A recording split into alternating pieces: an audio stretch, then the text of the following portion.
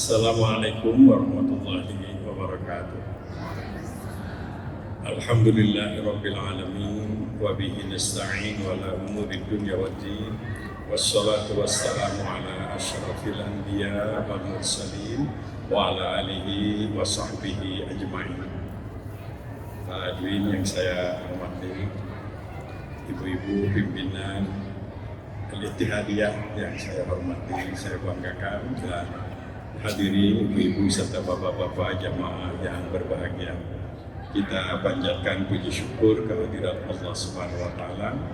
Salawat dan salam semoga dilimpahkan kepada junjungan kita Nabi besar Muhammad sallallahu alaihi wasallam. Siang ini saya mendapat kesempatan sekaligus kehormatan untuk menyampaikan apa yang saya tahu tentang bagaimana kita menyikapi salah satu problem bangsa yang harus secara serius kita hadapi, yaitu masalah perkembangan LGBT. Inilah salah satu problem kehidupan kita yang tidak boleh disepelekan. Saya ingin mengutip sebuah pernyataan dalam Al-Quranul Karim tentang bukan ramalannya, estimasi sesuatu akan terjadi kehancuran karena salah satunya adalah karena menyalurkan hajat seksual yang tidak sesuai dengan ajaran agama. Bunyinya ayat itu, fakhalafa min ba'dihim khalfun adha'us shalah wattaba'us syahwat fasawfa yalqawna ghayya. Kalau lahir bergantinya satu generasi, yang generasi itu adalah melalaikan sholat dan mengumbar syahwat hawa nafsu, maka generasi itu akan menghadapi musibah kehancuran. Alhamdulillah. Ini bukan ramalan ulama, tapi ini pernyataan Allah dalam Al-Quran. Sejak 15 abad yang lalu sudah disampaikan melalui Rasulullah dan para ulama, dan bukti-bukti sejarahnya juga cukup banyak. Tapi baiklah, kita sekarang ini mencoba untuk secara jujur mengakui apa yang terjadi di negeri yang tercinta ini. Kita bersyukur punya negeri yang makmur. Kita juga bersyukur punya negeri yang jumlah umat Islamnya terbesar di seluruh dunia. Ya, kita bersyukur karena masih sebagian besar umat Islam masih berpegang kepada Al-Quranul Karim. Tapi terus terang kita harus prihatin, belum seluruh umat Islam memahami Al-Quran, dan itulah menjadi bagian daripada tantangan termasuk di yayasan-yayasan pengajian-pengajian. Dan yang kedua, kita juga dengan jujur harus mengatakan, tidak boleh disembunyikan, umat Islam yang banyak ini kebanyakan menghadapi problem ekonomi. Jadi hanya sekian persen saja negeri ini yang memiliki kekayaan yang melimpah kuat, tapi sebagian besar warga negara Indonesia ini adalah masih termasuk kalau di bawah, kalaupun di atas kemiskinan cuma sedikit, itu kecuali hanya beberapa. Ini adalah fakta dan bukan fitnah. Tetapi kita kan nggak boleh marah-marah, bukan menggerutu, apalagi putus asa. Jadi kita harus bertanggung jawab, berusaha. Apa yang bisa kita lakukan, harus kita lakukan. Paling tidak sebagai muslim, jangan lupa, yaitu kita selalu berdoa kepada Allah Subhanahu wa taala. Malah dalam menghadapi musibah seperti yang dialami oleh Nabi Lut, tadi ayatnya dibaca bahwa umat Nabi Lut itu menghadapi memiliki kebiasaan yang tidak baik yang sekarang disebut LGBT itu. Allah menurunkan azab kepada umat Nabi Lut itu, dan Nabi Lut bisa menyelamatkan sebagian dari umatnya itu. Doanya yang diwariskan kepada kita tadi dibaca, Rabbi najini mimma ya'malun. Saya kira tidak salah kalau doa ini pun menjadi doa kita. Tuhan, selamatkanlah aku dari perilaku yang tidak baik, dari orang-orang yang melakukan yang tidak baik. Jadi kita berdoa untuk keselamatan itu. Baiklah, untuk menghadapi ini barangkali kita perlu melakukan evaluasi, belajar kembali tentang apa seharusnya yang kita lakukan. Sebab menurut Al-Quran, Al-Quran berpesan kepada kita, wal yakhshal ladzina law taraku min khalfihim dzurriyyatan di'afan khaufu 'alaihim. Hendaklah orang-orang itu khawatir, kita ini harus khawatir, jangan sampai melahirkan generasi-generasi yang lemah dari kita, lebih bodoh dari kita, lebih jahat dari kita, lebih nakal dari kita. Hendaklah takut, khawatir, jangan sampai.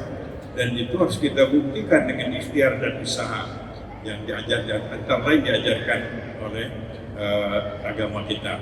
Nah, oleh karena itu pada kesempatan ini secara singkat saya ingin mengingatkan kembali apa yang seharusnya kita lakukan menghadapi problem bangsa yang tadi yang dikhawatirkan oleh Quran, akan terjadi musibah itu, wasaufa yalqawna ghayya. Agama mengajarkan kepada kita bahwa kita harus memiliki niat, tekad, dan usaha. Anak-anak kita, cucu kita, generasi setelah kita harus lebih baik daripada kita. Ya, kita punya putra harus lebih bagus, kalau bisa lebih pintar, itu lebih soleh daripada kita. Itu harus menjadi niat dan tekad kita. Itu agama mengajarkan demikian. Nah, untuk melaksanakan itu secara detail, rinci, Islam itu mengajarkan sejak memilih jodoh. Nah, punten kalian yang sudah punya jangan pilih lagi ya. Sejak milih jodoh, milih mantu lah sekarang, milih mantu. Hendaklah juga dipertimbangkan ketika nikah dalam ajaran Islam itu ada awal membangun rumah tangga, juga awal daripada langkah yang dibenarkan oleh Islam untuk melahirkan keturunan. Dan tadi Quran menyatakan generasi setelah kita harus lebih baik daripada kita. Apa yang harus dilakukan? Tadi sejak memilih jodoh, ini untuk memilih mantu lah barangkali ya. Sejak dipikirkan ini, kalau seorang itu siap nikah, harus siap menjadi istri, harus siap menjadi suami. Sudah siap menjadi istri, siap menjadi suami, harus siap jadi bapak dan jadi ibu. Kalau sudah siap jadi ibu, jadi bapak, harus siap menjadi guru bagi anak-anak. Ya, harus siap menjadi uswah, teladan bagi anak-anak. Nah, itu diajarkan oleh ajaran Islam. Harus siap menjadi contoh barudak. Itu agama mengajarkan demikian. Lantas apa yang dilakukan secara rinci agama mengajarkan sejak memilih jodoh, hubungan saja bukan hanya menyalurkan hajat seksual, tapi di dalamnya ada muatan doa. Kalau dari hubungan ini lahir generasi, lahir keturunan adalah keturunan yang terbebas dari penguasaan iblis, kan begitu ya, nggak usah dibaca doanya. Itu doanya adalah untuk keturunan, jangan sampai nanti melahirkan keturunan yang didominir, dikuasai oleh iblis sejak hubungan. Begitu ibu sedang hamil, diajarkan oleh agama harus banyak tenang, harus banyak pasrah kepada Allah Subhanahu wa taala, harus banyak mendengar kalimat-kalimat suci, baca Quran, baca zikir dan lain yang baik-baik, menghindarkan diri dari kekecewaan. Kalau sedang hamil itu ya harus dikurangi seur ka geuleuh, seur ka ambal, seur ka hiji, seur ka hoyong. Itu dikurangi. Harus lebih banyak berserah diri kepada Allah Subhanahu wa taala. Saya sering menyampaikan sebuah penelitian itu di negara dengan di Amerika tahun 70 sekian saya baca bukunya itu. Jadi untuk membuktikan bahwa apa yang dirasakan, dialami oleh seorang ibu sedang hamil itu ternyata punya pengaruh besar kepada bayi yang lahir. Jadi di sana dikumpulkan hewan-hewan yang hamil dari mulai ontak panggedena tapi kan cucurut pangdetikna. Dibagi dua, yang satu dihibur oleh nyanyi-nyanyi bentak-bentak, nyanyi-nyanyi keras, dan yang satu kelompok lagi katanya dihibur oleh nyanyi-nyanyi yang indah, yang sejuk begitu, mungkin klasik dan lain-lain. Kalau ada sebetulnya Sunda begitu ya, tapi nggak ada Sunda di Amerika. Apa hasil penelitiannya ini? Ini bukan Quran, bukan hadis, tapi jadi pelajaran. Ternyata hewan-hewan yang ketika hamil itu dibentak-bentak oleh musik-musik keras, dengan hewan-hewan hamil yang dibentak, dihibur oleh musik-musik yang halus. Yang musik halus itu hewannya itu lebih tenang, lebih sehat. Kalau manusia barangkali lebih cerdas. Sedangkan yang dibentak-bentak itu agresif, kurang baik, mudah stres, mudah marah begitu. Sekali lagi bukan Quran, bukan hadis, ibu tidak percaya gak apa-apa, tapi agama juga mengajarkan bagaimana Rasulullah SAW membimbing seorang ibu yang sedang hamil itu harus banyak mendengar yang baik-baik. Ya, suami juga begitu. Kalau istri sedang hamil itu harus memberikan hiburan supaya tenang, lebih dekat kepada Allah Subhanahu wa taala. Begitu ujrat lahir disambut lagi dengan Allahu Akbar. Tidak baik kalau bayi lahir kemudian disambut dengan main gitar begitu. Allahu Akbar. Malah ada yang mengajarkan azan. Terus apa lagi? Hari ke-7 diadakan namanya akikah. Akikah itu beri nama yang baik karena katanya nama itu bisa menjadi doa. Ayah saya memberi nama saya Miftah, artinya kunci. Alhamdulillah ditakdirkan di mana-mana tukang muka begitu. Sampai kalau saya ke Mekah paling terkenal, karena begitu masuk hotel, penjaga hotel panggil Miftah. Karena bagi kunci sana api. Baru saya pulang dari Mekah, dari Madinah, saya kaget juga pintu-pintu di Madinah itu, termasuk pintu ke kuburan Nabi dan lain-lain diberi nama Miftah huwa. Bukan juga ini Miftah, tapi bukan Miftah saya, itu Miftah kunci bahasa Arab. Baik, yang kedua, apalagi harus ada pengorbanan namanya akikah, ya, potong seekor kambing untuk bayi wanita, 2 ekor untuk bayi pria, dan rambutnya dibersihkan, kepalanya dibersihkan. Itu ritualnya seperti itu. Kemudian apa lagi? Hendaklah diberi ASI sampai fi'amin sekitar 2 tahun. Penelitiannya sudah banyak dari ASI itu, kesehatan juga mendukung. Itu agama Rasulullah 15 abad yang lalu ini sudah mengajarkan. Lantas usia tamyiz, anak itu jangan bebas masuk kamar tidur, apalagi kamar tidur orang tuanya. Apalagi ketika tukar pakaian akan tidur dan ya waktu-waktu agak gawat begitu. Jadi artinya ini kan mempengaruhi kita kalau mau bikin ruangan kamar dan lain-lain. Nah ini tahapan-tahapan begitu detail Islam mengajarkan dan ini harus kita amalkan. Kalau dulu belum mengamalkan, sekarang untuk hijau diwariskan. Rasulullah SAW mengatakan, kullu mauludin yuladu ala fitrah. Semua manusia lahir itu suci bersih. Nggak ada manusia berbakat jahat. Tidak ada ini bayi ini lahirnya bakatnya bakat copret ya. Begitu lahir disini kamu pandangan bidan begitu. Lahir suci bersih. Kenapa? Hanif, cenderung berbuat baik. Kenapa ada anak nakal? Hadis menggunakan kata-kata dalam bahasa Arab al-hasru. Al-hasru itu hanya saja, yang lain kurang peranannya. Apa? Fa'innama, hanya saja. Ibunya dan bapaknya yang menjadikan anak itu nakal, Nasrani, majusi, penjahat sekali. Nah ini jadi tanggung jawab ayah dan ibu. Begitu agama mengajarkan. Fa'innama abawahu, ibunya dan bapaknya itu yang menjadikan anak seperti itu. Jadi kalau kita berbicara sekarang ini tentang LGBT dan lain-lain, tidak boleh lupa ada sesuatu yang barangkali di tengah keluarga, entah kurang doa, entah kurang perhatian. Padahal Islam mengajarkan siap nikah, harus siap menjadi ibu atau siap menjadi bapak, harus siap menjadi guru, harus siap menjadi contohan budak, menjadi teladan bagi anak-anak. Begitu agama mengajarkan. Nah, Islam mengajarkan tentang proses pendidikan dan kemudian selanjutnya tentu saja perlu ada pendidikan lingkungan dan lain-lain. Quran menyatakan fa khalafa min ba'dihim khalfun adamus shalah wattaba'us syahwat fasawfa yalqawna ghayya. Kalau lahir generasi yang melalaikan salat dan mengikuti syahwat hawa nafsu akan menghadapi kehancuran, akan menghadapi malapetaka. Ini kita harus yakin. Nah, oleh karena itulah pelajaran yang harus kita ajarkan, tindakan refreshing atau persiapan untuk mencegah itu, rupanya sholat itu menjadi sesuatu bekal yang sangat penting. Paling tidak orang yang diajar, anak-anak yang sudah biasa sholat, kalau ada stres, ada apa-apa, ada tempat kembali. Biarlah kita mengatakan rajin sholat, berpat patah hati. lumayan lebih baik sholat daripada sholat begitu. Nah, apalagi kalau anak itu sudah sholat, merasa nikmat sholat. Sudah banyak penelitian ibu-ibu, sudah banyak penelitian, saya sudah banyak macam-macam buku pengalaman di kampus dan lain-lain. Ternyata memang orang-orang yang biasa sholat itu relatif lebih tangguh menghadapi tantangan, menghadapi ujian. Orang-orang yang biasa sholat dan gemar baca Al-Quran itu pikunnya ditangguhkan, ya, ditangguhkan. Jadi pengaruhnya banyak sekali.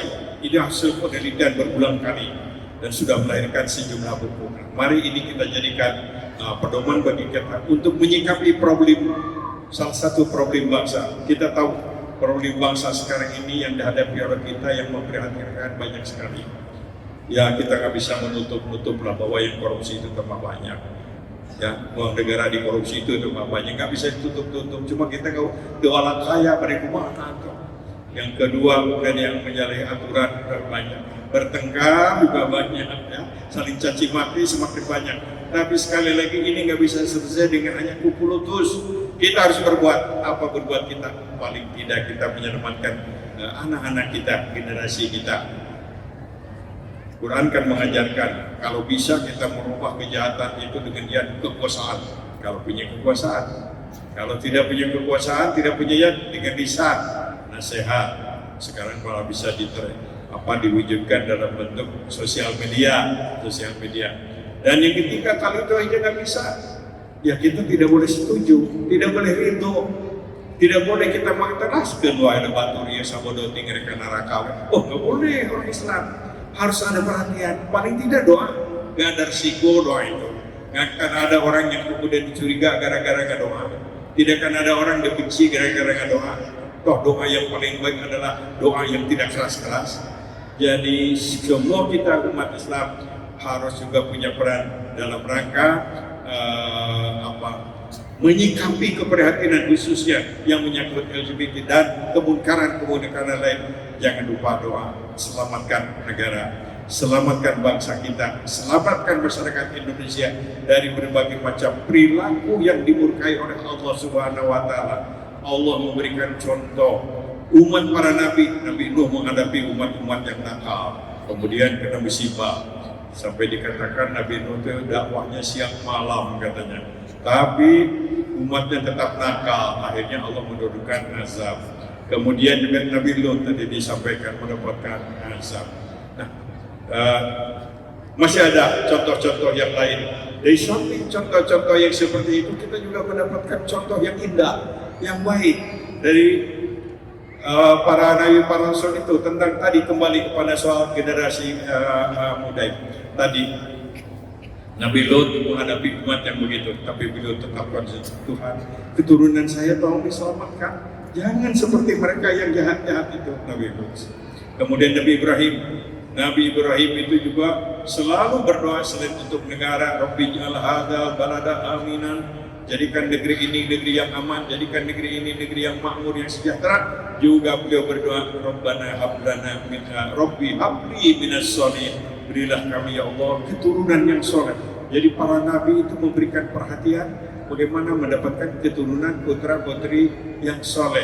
Sampai ketika Nabi Ibrahim oleh Allah diberikan janji, kamu akan diangkat menjadi pemimpin masa depan begitu. Nabi Ibrahim mengatakan, Tuhan jangan saya saja, tapi keturunan saya juga tolong diberikan kesempatan menjadi pemimpin. Maka lahirlah keturunan Nabi Ibrahim, beberapa puluh orang menjadi nabi, termasuk Rasulullah Sallallahu Alaihi Wasallam. Tentu ini adalah juga sebuah contoh teladan, yaitu sekali lagi kita harus menyelamatkan generasi yang hidup setelah kita.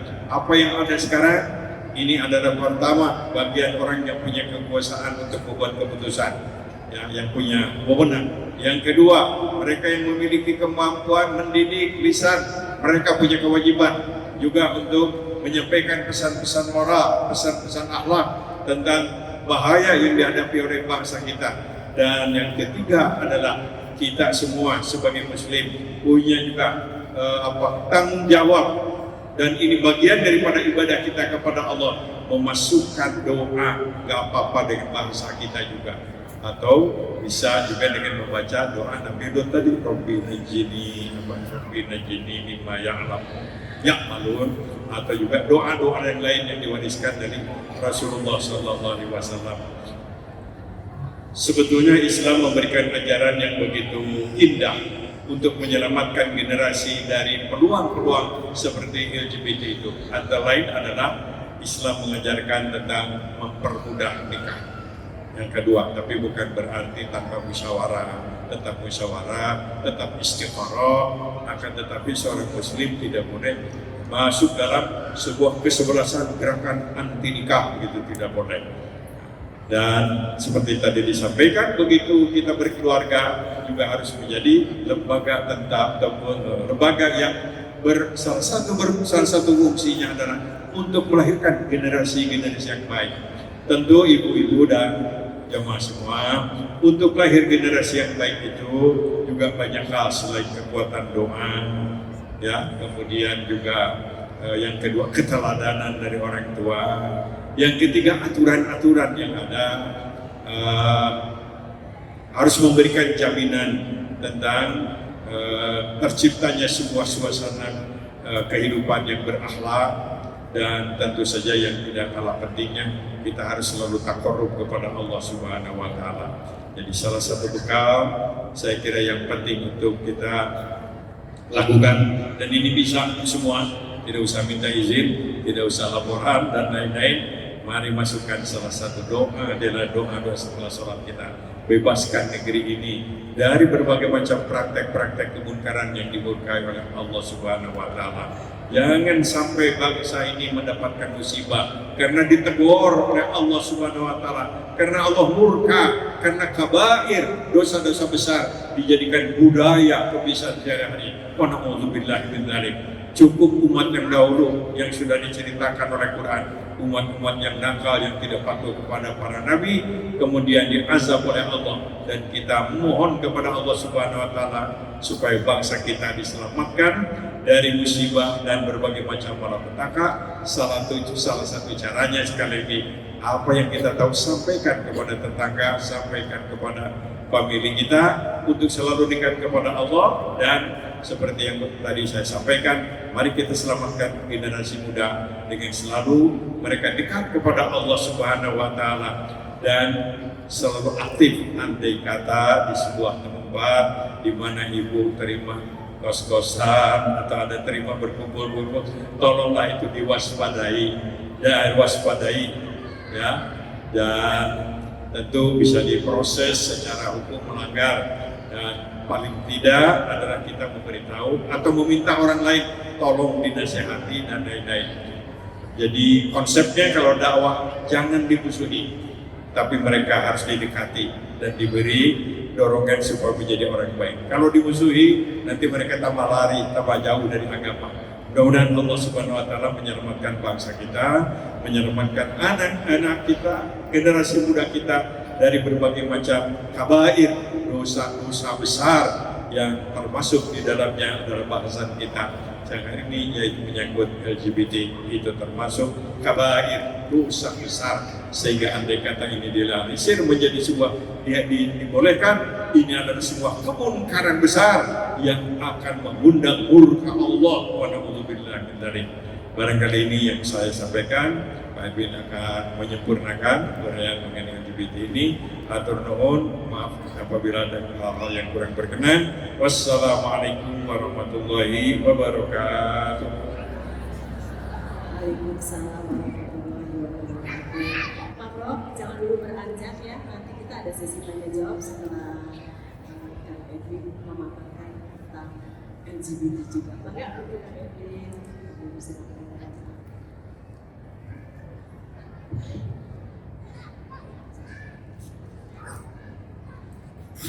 Nah, sebentar ada pengumuman sebentar. Kami dari Muslimah Al-Idiadiyah sedang melakukan silat-silat untuk perjuangan di Islam.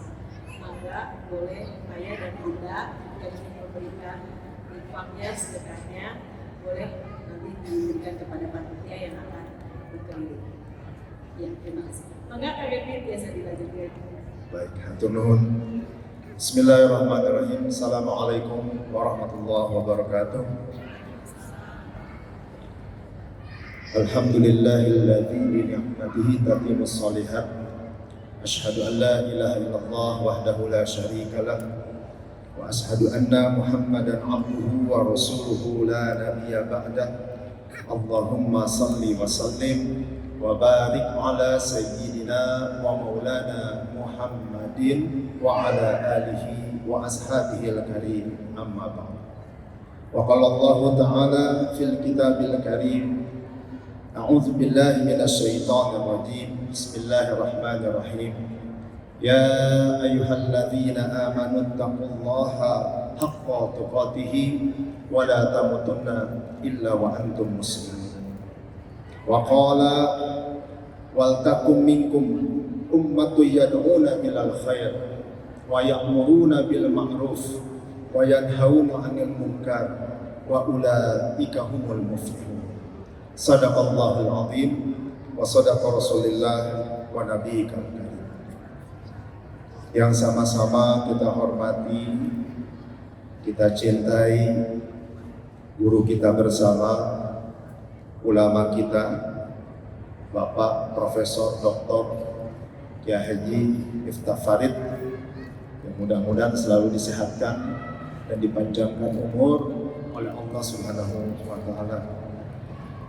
Lalu kemudian yang saya hormati para jamaah, Bapak dan Ibu hadirin sekalian, jamaah Masjid Al-Jabar, masjid yang megah dan indah ini, dan tentunya terutama para jamaah, ibu-ibu, mak-mak, teteh-teteh, muslimah al-ittihadiyah, yang mudah-mudahan semuanya termasuk ke dalam golongan muslimah sholihah, anu baraga, anu pinter, anu singa, anu beunghar, anu gelis, anu seksi saur carogena. Betul ya Pak Kiai? Bukan katakan Edwin. Bapak Ibu, hari ini hari yang sangat membahagiakan, sekaligus juga membuat saya bersyukur kepada Allah. Kenapa? Yang duduk di sebelah saya ini adalah guru saya. Ketika tahun 2003 Kang Edwin memulai proses hijrah, bisa dikatakan beliau salah satu yang membimbing. Bahkan ketika pertama kali melaksanakan ibadah haji, beliau yang membimbing, mendoakan saya Pak Kiai di depan Ka'bah. Kita doakan semoga beliau ini panjang umur, ya, sehat, agar bisa terus mendampingi kita, membersamai umat. Sesuai dengan tema hari ini kita membahas tentang bahaya LGBT. Ya, ini memang tema yang ngeri-ngeri sedap, Bapak dan Ibu. Tetapi jangan merasa heran, kenapa? Karena saat ini kita umat Islam sedang berada di pusaran-pusaran akhir zaman. Dan sebagaimana yang kita ketahui, di akhir zaman ini akan banyak fitnah-fitnah yang terjadi. Misalnya, kita mungkin sama-sama sudah mengetahui ya, ada 5 fase kehidupan seorang muslim yang diriwayatkan dalam hadis riwayat Imam Ahmad. Dan kalau melihat ciri-cirinya, ya, kita sekarang sedang berada di fase yang keempat. Ada 5 fase. Yang pertama fase zaman Nabi Muhammad SAW, tentu sudah berakhir. Lalu kemudian zaman Khulafaur Rasyidin, itu juga sudah berakhir. Lalu kemudian zaman Khalifahan, ini juga sudah berakhir. Kita tahu setelah berakhirnya Turki Ottoman, berakhir sudah masa itu. Lalu kemudian sekarang yang kita sedang jalani ini adalah fase yang keempat, zaman di mana penuh terjadi fitnah. Dan seperti tadi yang diuraikan oleh Pak Kiai, bahwa banyak pemimpin-pemimpin juga yang zalim. Mungkin kecenderungannya mereka menjadi pemimpin yang diktator. Dan di sini banyak perilaku-perilaku yang semakin menjadi kebijakan. Jadi nggak perlu aneh bahwa memang seperti itu yang akan kita alami. Dalam sebuah hadis yang diriwayatkan oleh Imam Bukhari, Rasulullah sudah menggambarkan Bapak dan Ibu. Apa kata beliau? Beliau bersabda, fa innahu la ya'ti 'alaikum zamanun illa alladhi ba'dahu sarrun minhu hatta talqa'u rabbakum. Sesungguhnya tidak akan datang satu zaman, melainkan zaman itu akan bertambah buruk, bertambah rusak, bertambah jelek dari sebelumnya, sampai mereka berjumpa dengan Rabbnya. Jadi ini memang sunnatullah, dari zaman ke zaman akan muncul kerusakan demi kerusakan. Bukan berarti tidak ada kebaikan sama sekali di dalamnya, tentu ada kebaikan. Hanya persoalannya tantangan-tantangan, ujian dan godaan serta penyimpangan-penyimpangan akan lebih banyak dibandingkan dengan zaman-zaman sebelumnya. Zaman Rasulullah sudah ada LGBT kan? Ada. Tapi zaman sekarang ini ada sesuatu yang lebih merusak. Kalau dulu mungkin masih dianggap sebagai penyimpangan orientasi seksual, sekarang sudah menjadi sebuah gerakan. Itu terbukti teman-teman, saya dan rekan-rekan dari Dewan Kota Bandung menerima ada aspirasi Pak Kiai dari semacam organisasi di Kota Bandung, yang mereka menginginkan di Kota Bandung itu dibahas sekaligus ditetapkan perda tentang pencegahan dan penanggulangan LGBT. Kebetulan saya yang menerima. Hari itu saya menerima, ini belum diapa-apain, baru kita menerima aspirasinya saja. Besoknya tahu-tahu sudah banyak respon dari pihak-pihak yang mungkin kebakaran jenggot, sekalipun belum tentu mereka punya jenggot ya mereka merasa bahwa ini adalah sesuatu yang tidak boleh terjadi katanya di Indonesia, karena kalau ada perda pencegahan dan penanggulangan LGBT ini dianggap diskriminatif, dianggap bertentangan dengan hak asasi manusia dan intoleran. Ini membuktikan Bapak Ibu bahwa memang betul di Indonesia sudah menjadi sebuah gerakan, movement, ya. Mereka tidak hanya ingin menjadikan keberadaan mereka diterima, tapi juga kalau bisa disebarluaskan. Dan ini tidak hanya terjadi di skala nasional, bahkan di internasional lebih-lebih lagi. Ini mengingat waktu, saya coba percepat ya, supaya materi kita bisa selesai. Nah, ini kondisi manusia di akhir zaman. Ya, Rasulullah SAW sudah menggambarkan ya beberapa gambaran.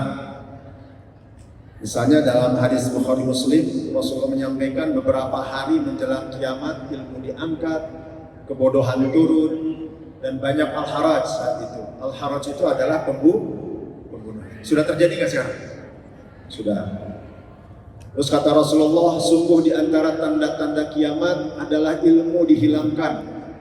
Maksudnya ilmu dihilangkan ini ulama-ulama besar yang mengikuti tuntunan Al-Quran dan hadis satu persatu wafat meninggalkan kita, lalu kemudian bermunculan ulama-ulama su. Makanya kita sangat membutuhkan ulama seperti beliau hadir di tengah-tengah kita. Lalu kemudian Rasulullah menyampaikan di antara tanda-tanda itu kebodohan muncul, perzinaan menyebar, dan perzinaan tentu yang dimaksud bukan hanya laki-laki dengan perempuan. Tentu juga termasuk lelaki dengan lelaki, perempuan dengan perempuan, atau yang kita kenal dengan LGBT. Lalu kemudian khamar diminum, kaum lelaki lenyap dan kaum wanita tersisa, hingga puluhan wanita diurus oleh satu lelaki. Saya percepat saja. Dari sisi lain ini ada teori-teori ya, dari sisi ekonomi misalnya, seorang pakar ekonom Thomas Robert Malthus itu pernah mengatakan bahwa jumlah penduduk di Indonesia ini akan semakin meningkat, sementara ketersediaan pangan semakin lambat. Akan jadi masalah kayak ini. Manusia tambah banyak, sementara ketersediaan pangan semakin menipis. Seorang pakar ekonom Lawrence Smith juga mengatakan bahwa pertumbuhan penduduk dunia meningkat dengan pesat dalam 30 tahun terakhir. Sehingga kalau dua teori ini kita gabungkan, terjadi titik temu antara jumlah manusia yang paling meningkat dan kelangkaan ketersediaan pangan. Sehingga para ahli, para pakar ekonom, pakar sosial itu mengatakan sebenarnya di dunia sejak tahun 2011 yang lalu sudah terjadi titik kritis. Dunia mengalami kelangkaan pangan. Ini bayangin aja nih, perhatikan ya. Tahun 1800 jumlah manusia berapa? 1 miliar. Tahun 1930 2 miliar. Pertambahan 1 miliar terjadi dalam kurun waktu 130 tahun. Tahun 1960 sudah 3 miliar. Artinya pertambahan 1 miliar hanya terjadi dalam kurun waktu 30 tahun. Tahun 1975 sudah jadi 4 miliar. Artinya pertambahan manusia 1 miliar terjadi dalam kurun waktu 15 tahun. Tahun 87 sudah jadi 5 miliar. Artinya 12 tahun sudah terjadi pertumbuhan 1 miliar. Sampai 2011 sudah 7 miliar. Dan diperkirakan sekarang di tahun 2023 itu jumlah manusia di dunia kurang lebih sekitar 8 miliar. Jadi manusia langkung seueur, sementara ketersediaan pangan, ketersediaan sumber daya energi, ketersediaan lapangan pekerjaan semakin menurun. Ini berdasarkan riset ya, bukan berdasarkan asumsi. Akibatnya apa? Ya banyak anak-anak yang kelaparan, ya. Kemudian energi fosil, minyak juga akan habis, ya. Dan ditambah terjadinya konflik-konflik peperangan di muka bumi ini yang berlatar belakang energi. Saya sebutkan beberapa saja di antaranya. Ya, ini peta konflik dunia tahun 2013 yang lalu. Lalu kemudian ini adalah bencana yang terjadi di belahan muka bumi, termasuk Palestina, Muslim Rohingya, ya. Saudara-saudara kita semua ini di Suriah,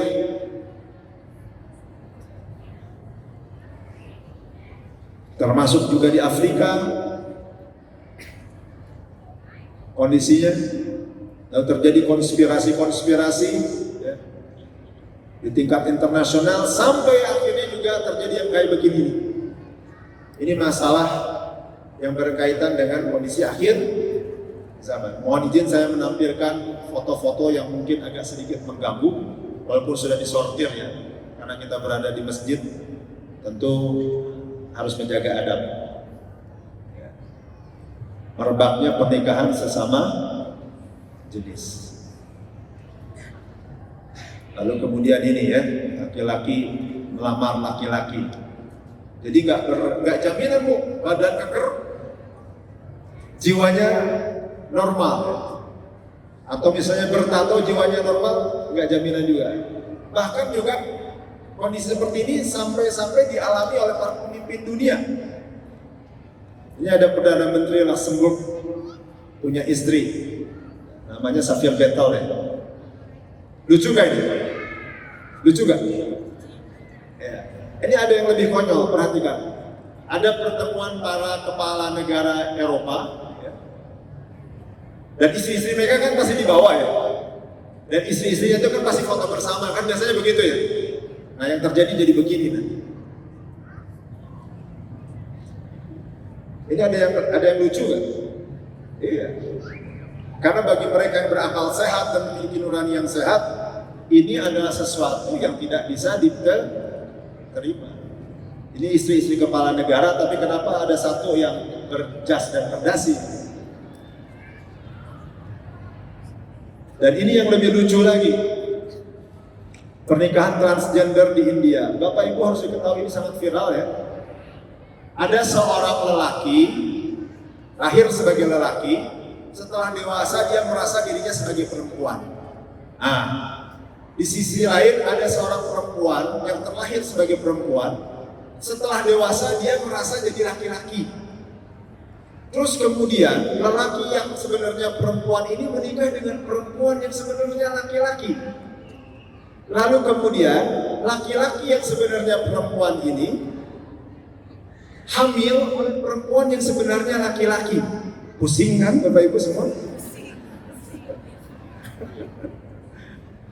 Yang jadi pertanyaan ini nanti kalau lahir, anaknya ini bingung pasti panggilnya. Ayahku adalah mamahku dan mamahku adalah papahku begitu.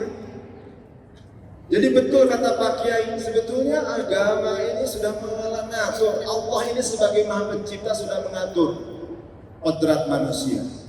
Laki-laki harus menikah dengan perempuan, perempuan menikah dengan laki. Kalau ngawur jadinya begini.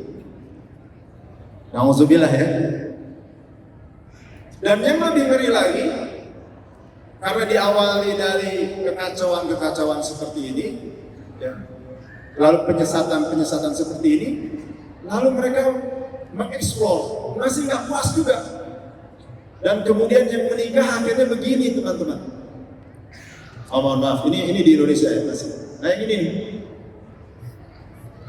Sebentar, saya masih ulangi. Ini kasus yang terjadi di Indonesia beberapa tahun yang lalu.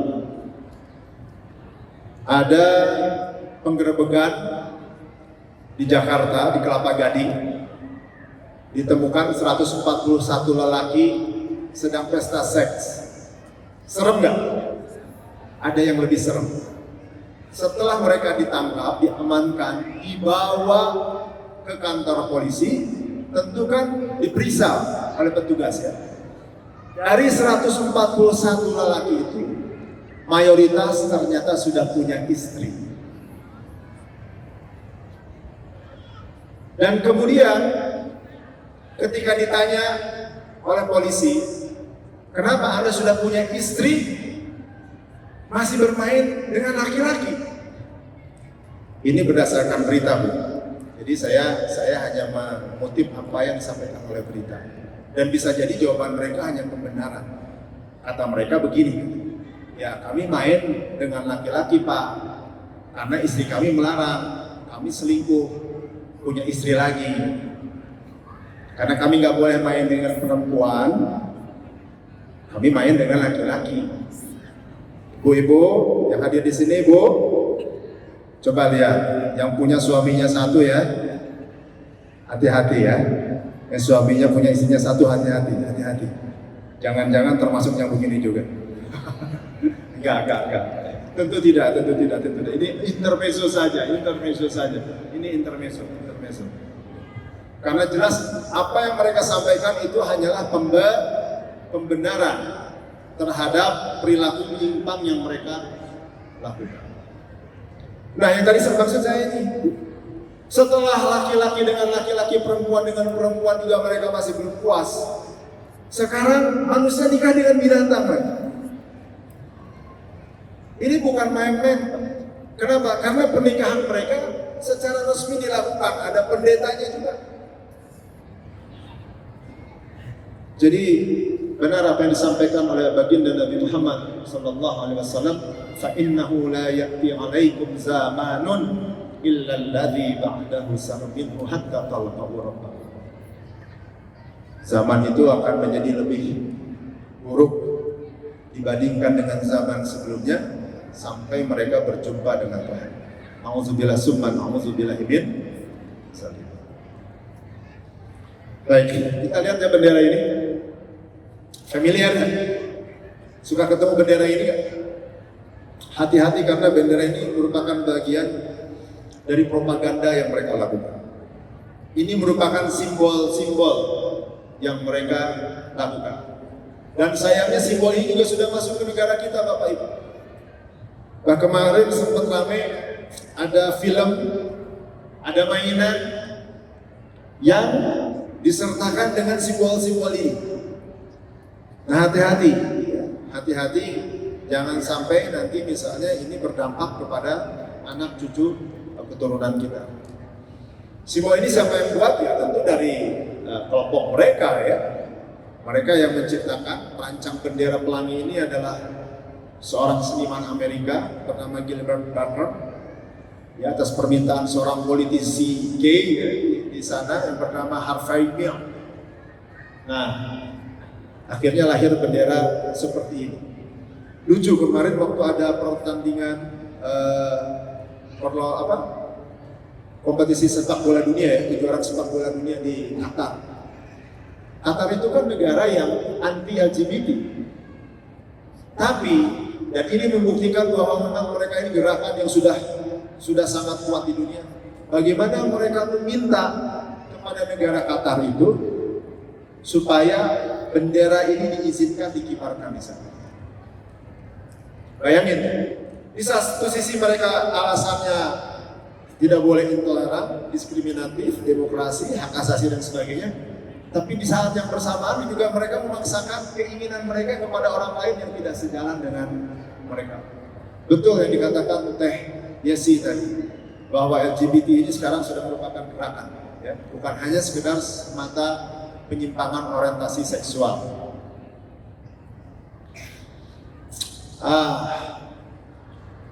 Dan saat ini LGBT mulai semakin berkembang pesat, bahkan sangat didukung oleh negara-negara yang menganggap diri mereka sebagai negara maju. Kita katakan saja bahwa Amerika Serikat, Kanada, Belanda, Inggris, Prancis, Spanyol, Norwegia, Belgia, Portugal, dan juga yang lainnya, mereka melegalkan aktivitas LGBT. Bahkan pemerintahnya membuat aturan-aturan hukum untuk mempermudah LGBT dalam menjalankan kehidupannya. Pernikahan sesama jenis legal di negara-negara tersebut. Kurang lebih ada sekitar 50-an negara lebih di dunia yang saat ini melegalkan pernikahan sesama jenis, dan mayoritas negara-negara tersebut berada di benua Amerika serta benua Eropa. Tapi walaupun demikian, alhamdulillah masih ada negara-negara yang dinilai oleh komunitas LGBT ini sebagai negara yang buruk buat mereka. Bagus berarti kan? Cuman sayangnya Indonesia gimana nih? Ada di situ nggak? Menurut Ibu, kira-kira ya, menurut Bapak dan Ibu, Indonesia ini termasuk negara yang nyaman atau tidak nyaman buat kaum LGBT? Nyaman? Yang merasa nyaman, cuma angkat tangan. Yang tidak nyaman, cuma angkat tangan. Ya kemarahan aja teh. Kita menjawabnya harus berdasarkan riset, ya, nggak bisa berdasarkan asumsi. Dan hasil salah satu riset ini mengatakan, mohon maaf, sedih juga kita Pak Kiai mendengarnya, bahwa Indonesia dianggap aman dan menyenangkan untuk menjadi tujuan wisata atau tempat tinggal bagi kaum LGBT. Sedih nggak kita? Ya. Kita ini negara mayoritas Muslim Pak. Kita punya Pancasila, kita punya Undang-Undang Dasar 45, kita punya kearifan-kearifan lokal, kita punya nilai-nilai moral, nilai-nilai norma yang ada di tengah-tengah masyarakat. Tapi sekarang oleh komunitas LGBT, Indonesia dianggap sebagai tempat yang aman dan menyenangkan. Tentu dalam poin-poin tertentu, ya. Baik, saya akan sepintas saja menjelaskan tentang LGBT ini dalam hukum Islam, karena tadi sudah banyak dijelaskan oleh Pak Kiai Miftah Farid, guru kita. LGBT itu istilah yang dikenal sekarang kan ya. Apa LGBT? Ini bukan lontong gebuk bala-bala tahu ya, bukan ya. Ini adalah lesbian, gay, biseksual, transgender. Walaupun sekarang sebetulnya ditambah lagi, ada satu lagi tuh, Q, queer. Queer itu artinya orang-orang yang kebingungan. Jadi ini orang-orang liar, GJ, nggak jelas dia. Orientasi seksualnya kemana dia nggak bisa menentukan. Kadang-kadang dia heteroseksual, kadang-kadang dia biseksual, ya, kadang-kadang dia juga transgender juga. Mungkin sekali-kali pengen nikah juga sama binatang, mungkin ya, nggak jelas. Jadi ada istilah baru LGBTQ, yaitu lesbian, gay, biseksual, transgender, dan queer. Nah di dalam Islam, istilah yang sudah lama dikenal itu adalah liwat untuk kaum gay, ya, perbuatan yang dilakukan oleh kaum Nabi Lut ya. Bagaimana kebiasaan mereka itu adalah memasukkan farji mereka, kemaluan mereka ke dalam lubang dubur sesama laki-laki. Bayangkan Bapak dan Ibu, Al-Quran menyampaikan perumpamaan perbuatan-perbuatan seperti ini, diantaranya adalah satu, fahisah. Fahisah itu artinya perbuatan yang sangat keji. Dan yang kedua disebut musrifun, perbuatan yang melampaui batas. Kalau satu perbuatan sudah dikatakan keji, melampaui batas, artinya itu tindakan yang sudah tidak bisa ditolerir, tidak bisa lagi diterima baik dengan akal sehat, terlebih-lebih dengan keimanan. Tapi bagaimana ceritanya sekarang banyak orang yang mencoba memaksakan agar perilaku LGBT ini menjadi sesuatu yang harus diterima dan bahkan kalau bisa dikembangbiakkan. Dan hati-hati Bapak Ibu, LGBT ini menular. Dari hasil penelitian riset yang ditemukan, LGBT ini menular. Nah, kalau laki-laki disebut liwat, yang resminya disebut apa? Siham. Cara mereka melakukan hubungan seksualnya adalah dengan saling menempelkan mereka dengan sesama mereka, dan kadang-kadang juga dibantu dengan alat bantu ya di antara mereka. Bapak dan Ibu, sampai-sampai ini Rasulullah ya, sebelum beliau melarang dengan tegas, keras, mengharamkan perbuatan-perbuatan yang keji melampaui batas, ini dalam beberapa hadisnya beliau sudah menjelaskan dengan cara yang halus terlebih dahulu. Apa kata beliau? Ini hadis riwayatnya oleh Imam Muslim, Tirmizi dan juga Abu Dawud. Rasulullah SAW pernah bersabda, janganlah seorang laki-laki melihat aurat laki-laki lain,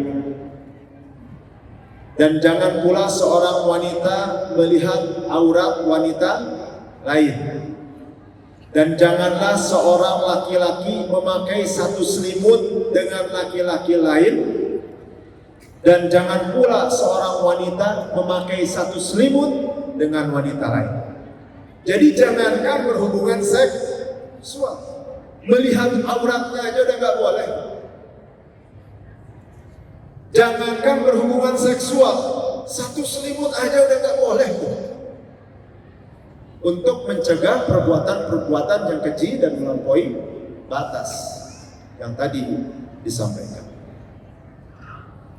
Nah, dalam ayat-ayat Al-Quran ada yang menjelaskan tentang perbuatan-perbuatan keji melampaui batas ini. Boleh dicatat saja ya, supaya cepat karena waktu kita tidak akan cukup.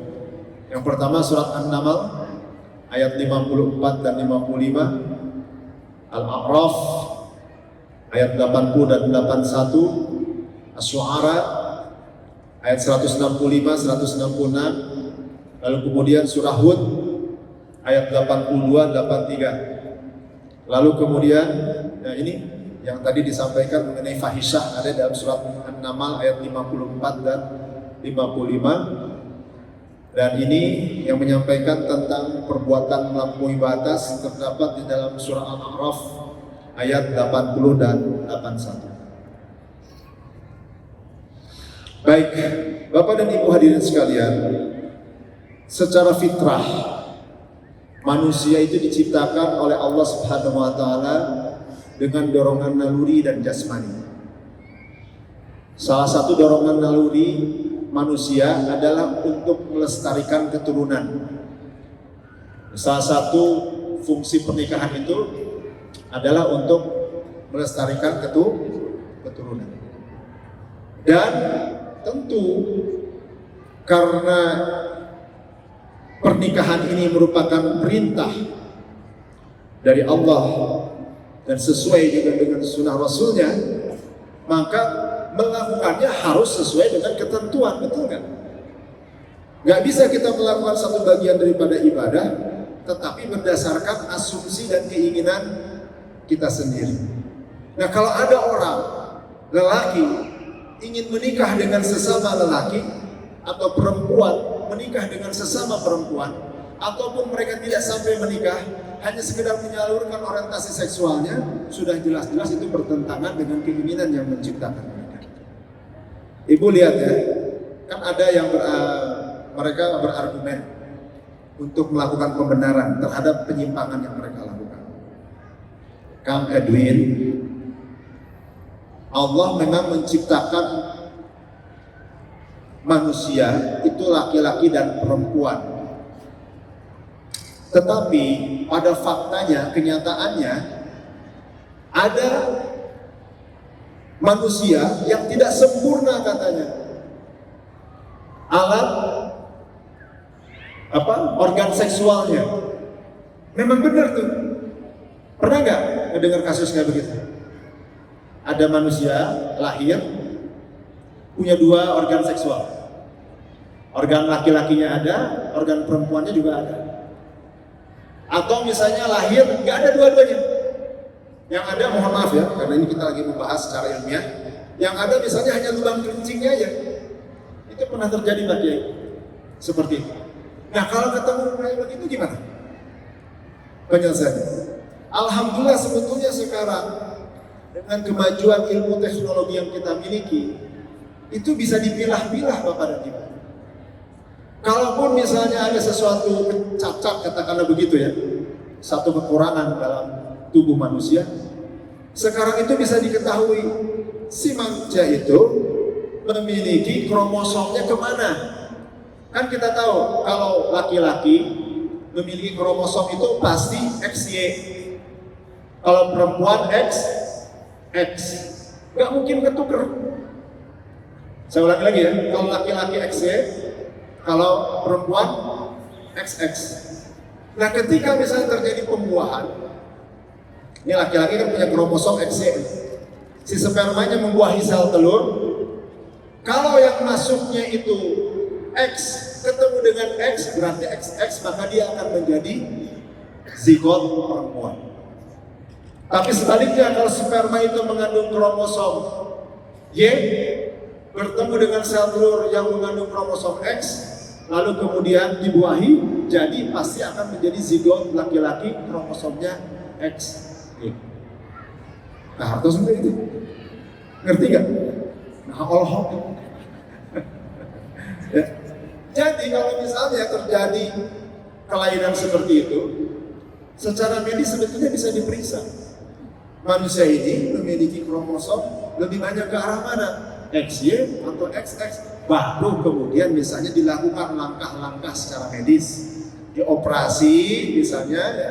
Dan itu menurut fatwa para alim ulama boleh ya Pak Kiai untuk membetulkan, untuk memperbaiki. Yang tidak boleh itu kalau misalnya ada seorang laki-laki terlahir sebagai laki-laki, jelas-jelas alat produksinya juga mempunyai pisang, mungkinnya begitu ya.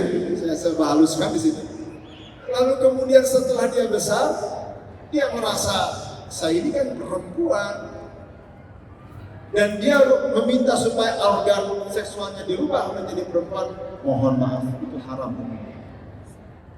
Ini mungkin nanti lebih jauh bisa dijelaskan oleh Pak Kiai. Paham ya? Baik, kita lanjutkan. Nah, mengapa ini bisa terjadi seperti ini? Karena ya tadi paham sekularisme, liberalisme semakin marak di tengah-tengah umat, sehingga mereka memahami agama ini sesuai dengan keinginan mereka saja.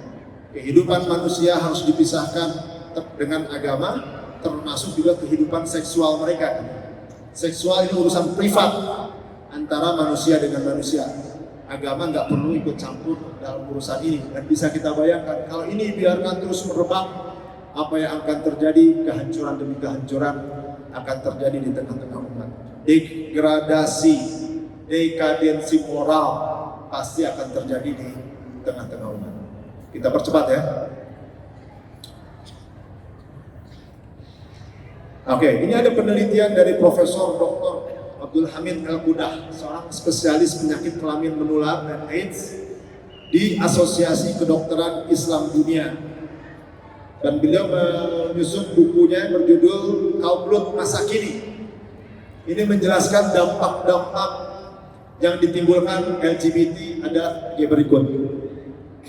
Pertama, tentu dampak kesehatan ya.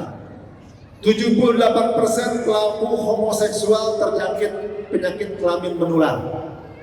Ini sekali lagi berdasarkan riset.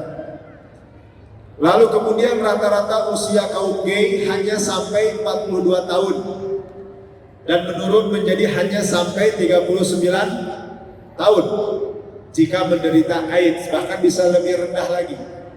Sedangkan lesbian rata-rata usianya sampai 45 tahun. Ini sangat jauh bila dibandingkan dengan usia rata-rata lelaki yang menikah dan normal mencapai 75 tahun, dan rata-rata wanita yang bersuami serta normal itu sampai usia 79 tahun.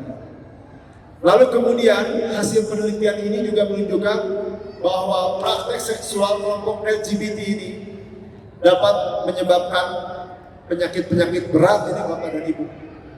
Kanker dubur, kanker anal, kanker mulut, kanker meningitis, radang selaput otak, dan tentunya juga HIV dan AIDS.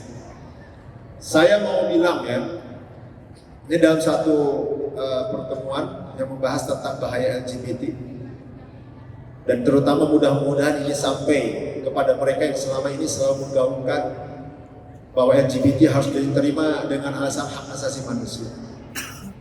Pernah terjadi satu kasus, ini dokter yang menceritakan, seorang lelaki yang memang dia pelaku homoseksual, saking seringnya berhubungan seksual dengan sesama laki, sehingga lubang knalpotnya itu sudah dolbu. Dia sudah tidak bisa mengontrol lagi isi perutnya. Jadi kemana-mana itu harus pakai pampers. Mohon maaf, ini saya harus menyampaikan dalam forum ini. Dan kalau sudah begitu tentu menyebarkan bau aroma yang jelas tidak nyaman untuk dinikmati oleh orang lain. Satu. Terus yang kedua, ketika ada kaum LGBT yang meninggal dan kemudian diketahui dia mengidap penyakit HIV atau AIDS, siapa yang ngurus? Siapa yang ngurus? Hah? Pasti akan mengurus keluarganya atau tetangganya. Dan ini juga akan menimbulkan masalah karena mereka tahu ini penyakit yang menular, berbahaya. Dan itu anggaran ribu nama. Ya. Aktivis-aktivis kemanusiaan yang selama ini mengurus orang-orang seperti itu. Dan pertanyaannya, kemana aktivis-aktivis hak asasi manusia itu Pak Kiai? Mereka yang selama ini membela LGBT, LSM itu, mereka tidak akan peduli. Mohon maaf. Jadi dampak kesehatannya jelas. Ini tidak bisa dibantah. Para pelaku ini menyebabkan penyakit kanker anal atau dubur, termasuk juga kanker mulut. Kok bisa begitu? Mohon maaf. Kita anggap sudah dewasa semua di sini. Mereka melakukan orientasi seksualnya kan sudah menyimpang. Setelah laki dengan laki-laki, lalu menggunakan mulut dan segala caranya, akibatnya kanker mulut dan kanker anal itu terjadi di tengah-tengah mereka. Nauzubillah min dzalik. Makanya betul kalau Al-Quran mengatakan bahwa perbuatan LGBT itu adalah perbuatan keji dan melampaui batas. Saya percepat aja ya, waktunya karena sudah. Pertanyaannya sekarang, ya ini sampai-sampai ini mungkin termasuk di dampak keamanan. Hasil penelitian menunjukkan bahwa kaum homoseksual menyebabkan 33% pelecehan seksual pada anak-anak di Amerika Serikat. Bayangin tuh. Termasuk juga kita tahu bahwa ada, mohon maaf, praktisi dan juga pemuka agama yang lain ya, karena mereka dilarang untuk menikah, akhirnya menyalurkan nafsu atau syahwat seksnya itu kepada anak-anak di bawah umur Philadelphia. pedofilia, pedofilia. Dan di Indonesia sendiri dari kurun waktu 2014 sampai dengan 2016 ini yang tercatat terjadi 25 kasus pembunuhan sadis dengan latar belakang kehidupan pelaku atau korban dari kalangan pelaku homoseksual. Karena Bapak Ibu perlu diketahui, para pelaku LGBT ini ya, kecenderungan kecemburuannya itu sangat tinggi. Dan kalau mereka sudah cemburu karena pasangannya berpindah pasangan, tidak sedikit yang kemudian akhirnya melakukan perbuatan-perbuatan kriminal. Sampai-sampai Rasulullah SAW menyampaikan begini, ini mungkin terakhir ya baca tentang bagi kita. Barang siapa yang menjumpai orang yang mengerjakan seperti kaum Nabi Lut, maka bunuhlah si pelaku bersama pasangannya. Bayangkan, ini Rasulullah sendiri yang menyampaikan. Walaupun tentu karena di Indonesia kita berlaku hukum positif, ya, tentu kita menerapkan aturan itu sesuai dengan hukum positif yang berlaku di sini. Tapi ini hanya sebagai gambaran saja. Rasulullah sangat melaknat perbuatan-perbuatan keji melampaui batas seperti LGBT. Nah, mungkin ini yang terakhir sebagai penutup. Saya percepat saja. Bahwa di Indonesia saat ini yang ketahuan Bu, dari 270 juta penduduk Indonesia, 8,1 juta penduduknya ada LGBT. Artinya 3%. Artinya dari 100 orang kalau kumpul di satu tempat, itu 3 orang diperkirakan LGBT. Coba sekarang kita hitung dulu ya. Yang hadir di sini ada 100 orang nggak? Kayaknya sih. Awas, waspadalah ya. Karena dari 100 orang ini jangan-jangan tidak LGBT. Nah, sudah. Wah. Insya Allah yang di sini semuanya soleh dan soleha ya. Tapi ini harus waspada aja. Dari 100 orang, 3 orang diantaranya LGBT. Itu yang ketahuan. Yang tidak ketahuan bagaimana? Karena banyak di antara mereka yang menyembunyikan jati diri mereka yang sebenarnya. Ini kan yang ketahuan, yang laporan. Ya. Dan kemudian yang sedihnya lagi, ini hasil riset Kementerian Kesehatan Republik Indonesia, populasi yang paling banyak adalah di Jawa Barat, termasuk di kota Bandung. Ya, kenapa? Karena jumlah penduduk terbesar terpadat di Indonesia adalah di Jawa Barat, sehingga populasi ini semakin merebak dan berkembang di negara kita. Nah, saya kira pertanyaannya sekarang apa yang harus kita lakukan untuk mencegah ini? Saya singkat saja. Pertama, ini mitigasi ya untuk mencegah LGBT di tengah-tengah kita. Pertama, kuatkan peran keluarga untuk melakukan pencegahan sejak dini. Karena anak-anak kita itu tentu sejak awal akan lebih banyak berinteraksi bersama keluarganya, orang tuanya. Oleh karena itu orang tua harus paham terkait bahaya LGBT ini. Pisahkan anak-anak kita, jangan sampai punya anak laki-laki 2, 3, 4 dibiarkan satu kamar, lalu kemudian mereka dibiarkan tidur nyampur di situ, karena itu juga bisa mengundang. Perempuan dengan perempuan juga bahkan pisahkan, dan berikan pemahaman tentu masalah agama, tauhid, akidah, akhlak sejak mereka masih kecil supaya ketika mereka dewasa mereka tidak akan hilang arah. Yang kedua, kuatkan peran lembaga pendidikan. Misalnya diadakan kajian atau seminar mengenai bahaya LGBT di sekolah-sekolah. Dan yang ketiga, saya berharap mudah-mudahan ini bisa terwujud di Indonesia ya. Ditetapkan undang-undang atau hukum positif yang melarang secara tegas adanya LGBT sehingga hal ini tidak menyebar semakin parah. Lalu kemudian yang selanjutnya diadakan penyuluhan keagamaan mengenai LGBT yang menyimpang dari aturan agama, sebagaimana mungkin yang kita lakukan pada siang hari ini. Terakhir, Bapak dan Ibu, menurut Ibu, LGBT ini bisa dihapuskan sama sekali nggak? Bisa? Bisa. benar-benar dihapuskan di muka bumi.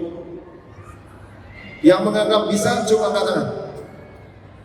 Yang tidak bisa, saya dan Pak Kiai, kita semua tentu berharap LGBT benar-benar nol. Nggak ada lagi di muka bumi, setuju? Cuman, ini saya teringat penjelasan dari salah satu guru kita, ulama kita. Sayangnya kelihatannya itu tidak mungkin. Apa dasarnya? Ibu, Bapak tahu kan tentang kisah Dajjal yang nanti akan muncul di akhir zaman, betul? Dan ada hadis-hadis yang menyampaikan tentang kedatangan Dajjal itu, betul? Dan salah satunya menyampaikan bahwa kedatangan dia itu akan disambut. Ada 7 atau 8 golongan manusia akan menyambut kedatangan Dajjal. Misalnya kaum Yahudi, orang-orang di luar agama Islam yang tidak beriman kepada Allah dan Rasul-Nya, dan termasuk juga mereka kaum LGBTI. Itu artinya nanti di akhir zaman mereka kan masih tetap ada. Dan itu berarti memang keberadaan mereka tidak bisa dihilangkan sama sekali. Tapi walaupun demikian bukan berarti kita lalu diam berpangku tangan. Bukan berarti kita tidak bisa melakukan ikhtiar untuk melakukan sebuah perbaikan dan perubahan. Bahkan Allah Subhanahu wa taala menyampaikan di dalam bagian surah Al-Imran ayat 104, dan mudah-mudahan inilah yang menjadi landasan kita semua ya. Hari ini melakukan kegiatan ini, apa yang Allah sampaikan kepada kita, a'udzubillahi minasyaitonirrajim, bismillahirrahmanirrahim, ini sebagai penutup, wal takum minkum ummatu yad'una ilal khair wa ya'muruna bil ma'ruf wa yanhauna 'anil munkar wa ulaika humul muflihun. Dan hendaklah ada di antara kamu segolongan orang, segolongan umat yang menyeru kepada kebajikan, menyuruh kepada yang ma'ruf, mencegah daripada yang mungkar, dan mereka itulah orang-orang yang beruntung. Mudah-mudahan kita termasuk ke dalam golongan orang-orang ini yang senantiasa melaksanakan amal ma'ruf nahi munkar, untuk menyeru kepada kebajikan, menyuruh berbuat yang ma'ruf, dan mencegah daripada yang mungkar. Saya kira demikian yang saya sampaikan. Mohon maaf apabila terlalu panjang. Ini karena kalau melihat bahannya sebetulnya ini masih banyak. Ini dipotong-potong Teh Yasin, mengingat waktu, dan masih ada waktu sekitar 25 menit. Kalau memang ada sesi tanya jawab, apalagi di tengah-tengah kita ada guru kita Pak Kiai Miftah Farid. Usikum wa nasibi taqwallah. Assalamualaikum warahmatullahi wabarakatuh.